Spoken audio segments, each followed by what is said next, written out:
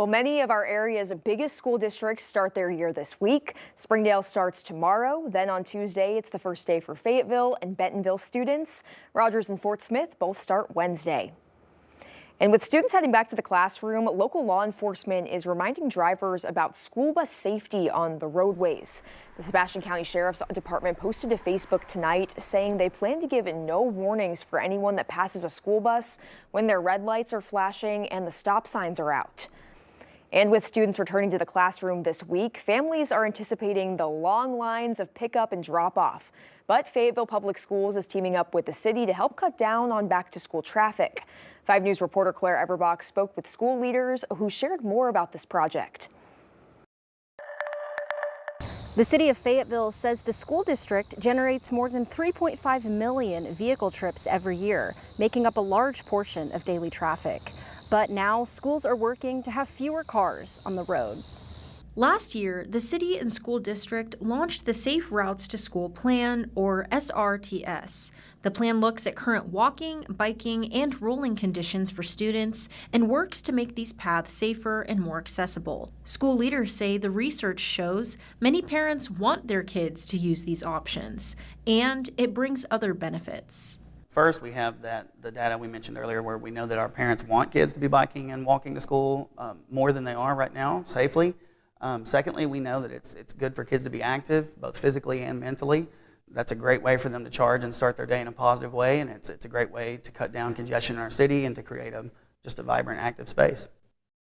We'll have more tonight at 10, including how this plan could impact the upcoming school year, as well as what families think about it. In Fayetteville, covering news where you live, Claire Everbach, 5 News.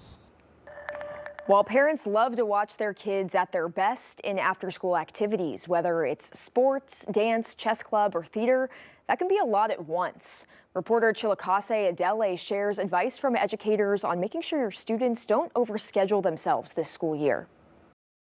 Oh, school is coming back. So is football, soccer, and clubs. Kids can be really involved in fall activities. They help create structure. Certainly some activities during the course of the week are probably a good thing. But doing too many. The only concern there is, are kids overscheduled?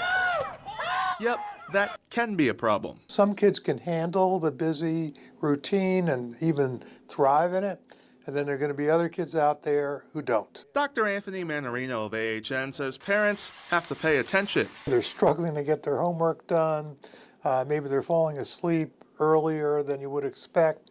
Are they tired? Are they anxious?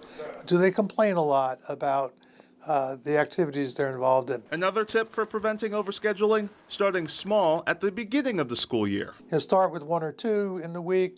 If your child is handling that well, ramp it up to another one. Just see how they do.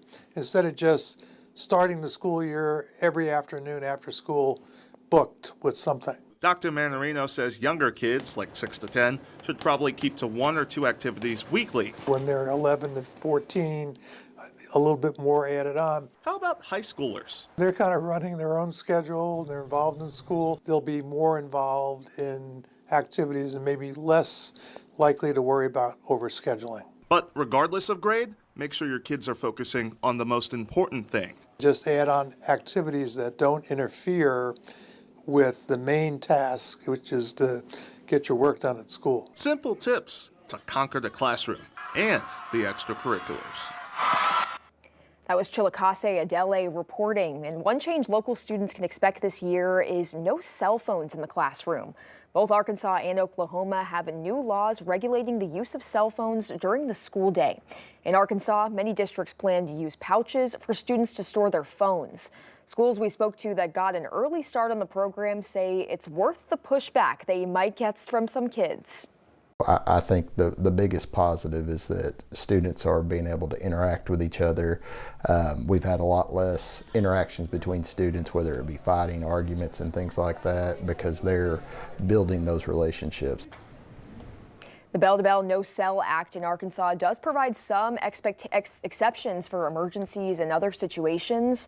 About 1/3 of districts participated in a pilot program last school year. You can find more details on the law by visiting our website, 5newsonline.com. And as some kids are, going back to school, the Northwest Arkansas National Airport is reflecting on what's been a busy summer vacation season. XNA saw an average of 46 to 52 flights a day this summer, with flights to Denver, Destin, and more. In June alone, the airport saw 120,000 plane travelers. Olivia Tyler with XNA says across the country, air travel boomed after the pandemic, and 5 years later, it still continues to grow at a record pace. We kind of chalked up that 2023 growth to, post-pandemic travel. But now we're in the year 2025 and that growth has just absolutely exploded. So it's less of a post-pandemic travel revenge, and I think it's more of the new norm of Northwest Arkansas. So far this season, the busiest part of the year at XNA was during the Walmart Shareholders Week. President Trump's face-to-face meeting with Russian President Vladimir Putin is slated for Friday in Alaska. Willie James Inman has more from the White House, where officials say the president is open to the Ukrainian president be included in the talks as well. Later this week, President Trump is scheduled to meet with Russian President Vladimir Putin to discuss a possible end to the war in Ukraine, but much remains up in the air. Among the unanswered questions, what role will Ukrainian President Volodymyr Zelensky play in Friday's talks in Alaska? On Saturday, CBS News confirmed the Trump administration is open to including Zelensky in Friday's summit with President Putin. On Sunday's Face the Nation, Ukrainian ambassador to the U.S. Oksana Markarova suggested President Zelensky is ready and willing to be there.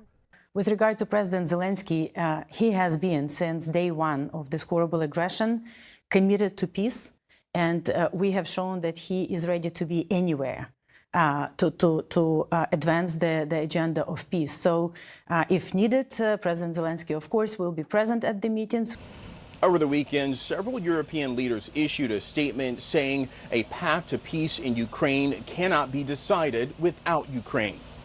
President Trump indicated on Friday that any peace deal with Russia and Ukraine may involve a swap of territory. Looking at territory that's been fought over for 3.5 years, we're actually looking to get some back and some swapping. President Zelensky said Saturday his country will, quote, not give land to the occupier.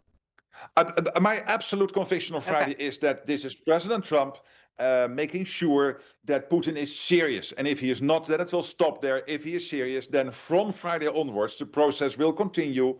Ukraine getting involved, the Europeans being involved. The weekend developments with Ukraine come after Vice President J.D. Vance met with Ukrainian and European officials in Britain on Saturday. Willie James Inman, CBS News, the White House.